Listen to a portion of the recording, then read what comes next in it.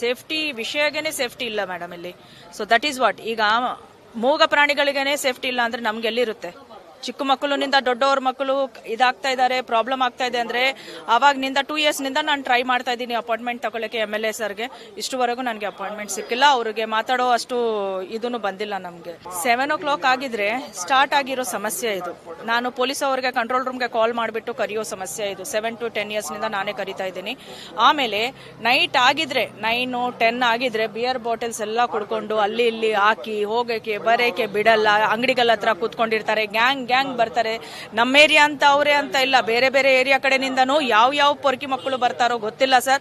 ಅದು ನೋಡ್ಬಿಟ್ಟು ನನಗೆ ತಟ್ಕೊಳ್ಳೋಕೆ ಆಗಲ್ಲ. ನಾನು ಪೊಲೀಸ್ ಕಾಲ್ ಮಾಡ್ತೀನಿ. ನಾನು ಅದೇ ಹೇಳ್ತಾ ಇದ್ದೀನಿ ಇಲ್ವಾ ಮ್ಯಾಮ್, ಇಷ್ಟುವರೆಗೂ ನನಗೆ ಅಪಾಯಿಂಟ್ಮೆಂಟ್ ಸಿಕ್ಕಿಲ್ಲ. ಅವ್ರ ಹತ್ರ ಡೈರೆಕ್ಟ್ ಆಗಿ ನಾನು ಮಾತಾಡಿಲ್ಲ. ಆ ಅವಕಾಶ ಸಿಕ್ಕಿದ್ರೆ ನಾನು ಇವಾಗ್ನೂ ಅದೇ ರಿಕ್ವೆಸ್ಟ್ ಮಾಡ್ತಾ ಇದ್ದೀನಿ ನಮ್ಮ MLA ಶಾಸಕರಿಗೆ, ನಮಗೆ ಒಂದು ಅವಕಾಶ ಕೊಡಿ ನಿಮ್ಮ ಜೊತೆ ಮಾತಾಡಕ್ಕೆ. ಇಲ್ಲ ನೀವೇ ಬನ್ನಿ, ನೀವು ಎಷ್ಟೋ ಸತಿ ಏರಿಯಾಗೆ ಬಂದಿದ್ದೀರಾ, ಬಟ್ ಸಂಧಿಗೆ ಬಂದಿದ್ದೀರಾ, ನಮ್ಮ ಹತ್ರ ಒಂದು ಸತಿನೂ ಮಾತಾಡಿಲ್ಲ. ನಾನು ತುಂಬಾ ಟ್ರೈ ಮಾಡಿದ್ದೀನಿ ನಿಮ್ಮ PA ಗಳಿಗೆ ಹೇಳಿ.